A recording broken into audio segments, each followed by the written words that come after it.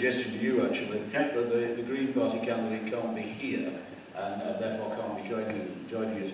We do have a representative of the Green Party who sometimes speaks for her in the hall, and it does seem to me on this particular subject it would be entirely appropriate to give Dave the opportunity to have a word. Okay, I mean, Yes, I just offer it up for another question. Well, it's very much for Andrew Stevenson. I mean, we're patting ourselves on the back. We're going to try and have a question that everyone can answer as well, but yeah. Well, okay, well, you stand on fracking because you're a member of the government that overrode Lancashire County Council's decision not to allow fracking in Lancashire. That was the decision of Sajid Javid, who said fracking will go ahead. I don't know whether Tories stand on fracking now. Are you prepared to not? I think you've stopped it for the time being. Are you going to bring it back or not? But, you know, we can throw in other things.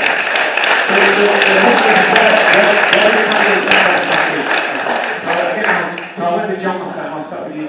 I think we're actually all agreed on the subject, so you might just ask... Where do the Tories stand on it? So you might just ask Andrew to make his position clear, as I already has. I think it's fine, we can ask everybody though. I mean, so if I go with you, where do you stand on, or where do the Liberal Germans stand on? We're against it and we will ban it. Okay, right, so I'll go start with you next in order. We're against it and we banned it. Okay.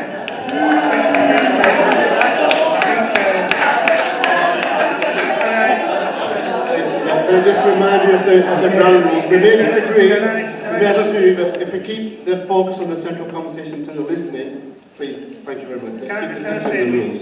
Can I say, Chairman, that we had the same discussion in Nelson last week? We did, yeah. The Conservatives haven't banned fracking. They put a moratorium on till the 13th of December, and then they'll be back in again. And you know, if the Conservatives are going to ban fracking, they should say ban, not a moratorium. And I'd like to know what Andrew's position is, not just for fracking in Pendle, because he said he was against fracking in Pendle last week. What's his position on fracking full stop?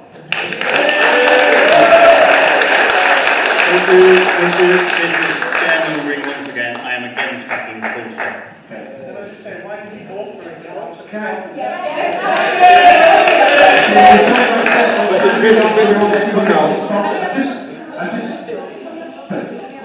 I think we need to move on to other things, so we get points. So we have an opportunity here. So David, you're going to represent the Green Party in the sense of Clare. Did I say the voice of Clare can keep any of these things and send apologies for?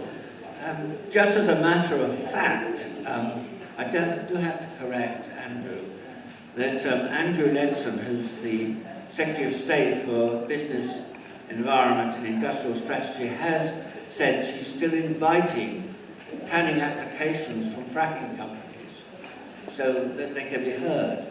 And also they haven't ruled out the permitted development status for exploratory fracking. So I think it's a little bit premature to say they've banned it. I'm in favour of it. Okay. Good. Okay. So as regards the issue about climate change, I'm in no doubt this is the most serious threat we're faced with. And I think it involves structural and system change completely if we're going to tackle it. We can't just fringe around the edges doing a little bit of this and a little bit of that.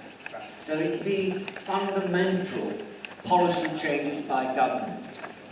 And this will involve them looking thoroughly at their local plans to ensure that they are proof that they are complementing the climate emergency motion which Pendle Borough Council passed recently. They are committed to 2030 to be net zero.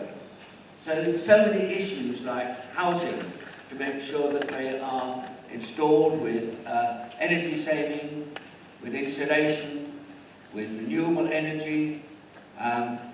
Look at transport, they've got to be committed to having an integrated bus and rail network and to take traffic off the roads, which contribute so much to our CO2 emissions. So there's a lot of things that can only be done if the legislation is brought in by government to enable and give power and resources to local authorities to be able to carry out their objective and bring about the aims which they have set on our behalf. Paul, can I just interject before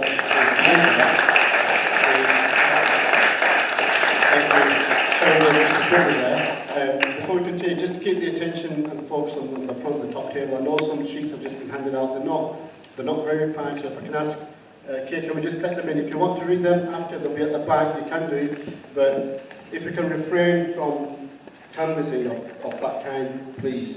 Thank you. I know the gentleman's not here now, but if you want to keep it, fine. Just, but if you don't want it, please send it to Katie, and we'll keep it on the back for you. Thank you. So, can you just continue? Okay, right. So just one more question. Yeah, get straight to the question, please, all the panel. I'd like to ask the candidates what their position is on building on greenfield sites.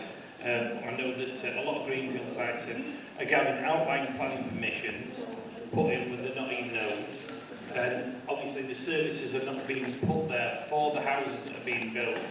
And that is adding to obviously the flooding problems, and also it's taking away the lungs of this country. Okay, so what's Kevin's view on green spaces? So I'm just going to go to your next in.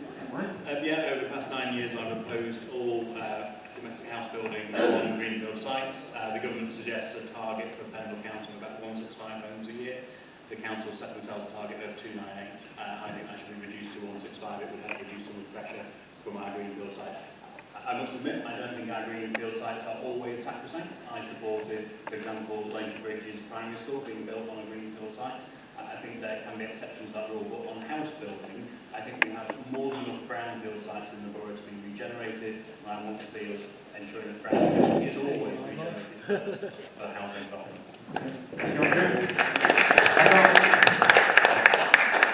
I think the government actually sets the targets, and it's dead easy to oppose planning applications, but the government sets targets for local authorities and they have to follow that. Because if they don't follow it, then developers can actually take them to court or to appeal and actually win. So we have those scenarios. I think green belt should be sacrosanct. We should be building on green belt. Green fields, I've got a track record of campaigning against building on green fields.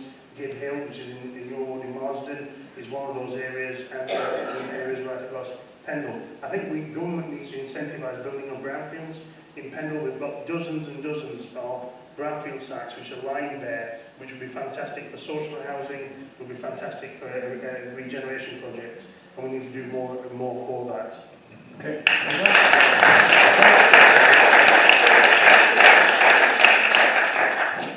Right, so it's a good question, but you might not like the answer. The trouble is with building on brownfield sites is the house values. They are very low. If a company wants to build houses, they're going to want to make the most profit, and they will not make profit on brownfield houses. However, there are enough houses in Pendle that are unused that need to be developed.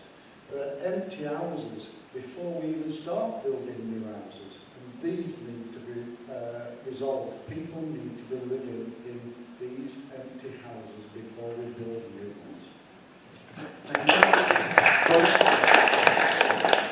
I've just been involved in that argument in one locality, and frankly I wouldn't like to tell the people who are looking to move into nice new houses that they ought to go and live in derelict empty houses in town centres.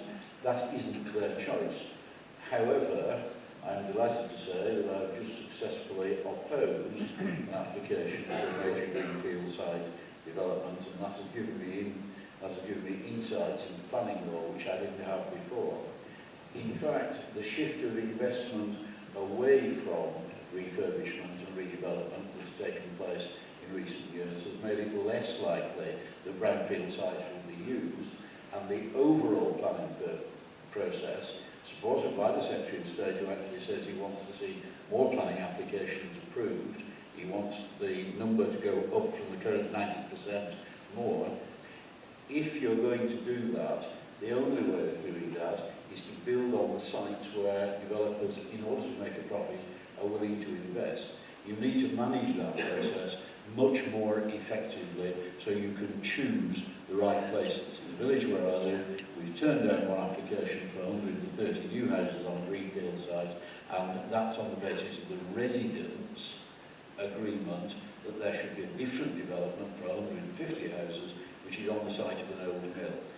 What planning law doesn't do is engage local people in a proper conversation about how development takes place. What it does is give too much power to a top-down system led from Whitehall. What we need is something which is much more local and which is getting local consent to development by including people in the conversation and in looking at and talking about the options, whether that's on a town or village basis or on the basis of the local authority or more widely. And one of the reasons that the entire system has lost so much credibility is that we have failed in this area, as in others, properly to engage with local people and involve them in taking the decisions. Okay, thanks a lot. We've just got one you want to comment on this from the Green Party's perspective? Housing is obviously a key issue for people's security and well-being, but I think we have a problem in that we have a very biased national planning policy framework which puts the emphasis on profit for the developers.